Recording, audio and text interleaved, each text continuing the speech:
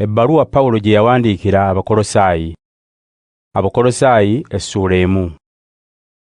Nze Pawulo omutume wa Kristo Yesu, nga Katonda bwe yayagala, era n'owooluganda Timoteyo, tuwandiikira mmwe abantu ba Katonda era abooluganda abeesigwa mu Kristo abali mu Kolosaayi.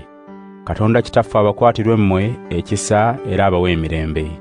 Bulijjo twebaza Katonda, Kitaawe wa Mukama waffe Yesu Kristo, nga tubasabira mmwe okuva lwe twawulira nga bwe mwakkiriza Kristo Yesu era nga bwe mwagala abantu ba Katonda bonna. Ebyo byombi mubikola kubanga mulina essuubi ery'okufuna ebirungi ebibaterekeddwa mu ggulu. Essuubi eryo mwalifuna bwe mwategeezebwa ekigambo eky'amazima, ge mawulire amalungi agagenda gabuna mu nsi yonna, era nga gakola ekyo kye gakoze mu mmwe okuviira ddala ku lunaku lwe mwasooka okuwulira ku kisa kya Katonda ne mukitegeerera ddala mu mazima, nga bwe kyabayigirizibwa Epafula mukozi munnaffe omwagalwa, omuweereza omwesigwa wa Kristo ku lwaffe, era ye yatutegeeza okwagala kwammwe Mwoyo Mutuukirivu kw'abawadde. Kale naffe okuva lwe twawulira ekyo, tetulekangayo kubasabira na kwegayirira Katonda abajjuze okumanya by'ayagala nga mubimanya mu magezi gonna n'okutegeera okw'omwoyo. Olwo mulisobola okuba nga Mukama bw'ayagala nga mumusanyusa mu byonna. Muliba ba mugaso mu buli kirungi kye mukola, era mulyeyongera okumanya Katonda. Obuyinza bwe obw'ekitiibwa bulibawa amaanyi gonna, musobole okugumira byonna n'obugumiikiriza nga muli basanyufu, nga bwe mwebaza Kitaffe eyabasaanyiza okuba wamu n'abantu be mu kitangaala.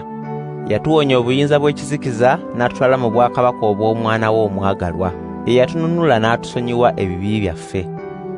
Kristo yennyini gwe tulabiramu Katonda atalabika, era ye Mwana omubereberye akulira ebitonde byonna. Ebintu byonna ebiri mu ggulu n'ebiri ku nsi, ebirabika n'ebitalabika, newankubadde entebe ez'obwakabaka n'obufuzi bw'amatwale, wadde abakungu n'ab'obuyinza, byonna byatonderwa mu ye era ku lulwe. Ye yaliwo ng'ebintu byonna tebinnatondebwa, era byonna bibeerawo mu ye. Ekibiina ky'abamukkiriza gwe mubiri gwe, era ye gwe mutwe gwakyo.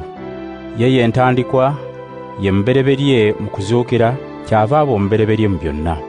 Katonda yasiima okutuukirira kwonna kubeerenga mu Kristo, era yasiima ayite mu ye okutabagana n'ebintu byonna ebiri mu ggulu n'ebiri mu nsi, ng'aleetawo emirembe olw'okufa kwa Kristo oyo eyafiira ku musaalaba.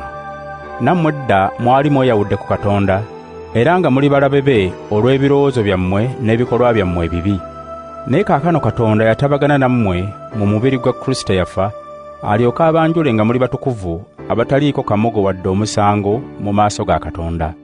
Kyokka muteekwa okuba mu kukkiriza, nga muli banywevu, nga temusagaasagana, era nga temufudde mu kusuubira kwe mwafuna mu mawulire amalungi ge mwawulira. Amawulire amalungi ago gatuusiddwa ku bantu bonna abali ku nsi, era nze Pawulo nafuulibwa omuweereza waago.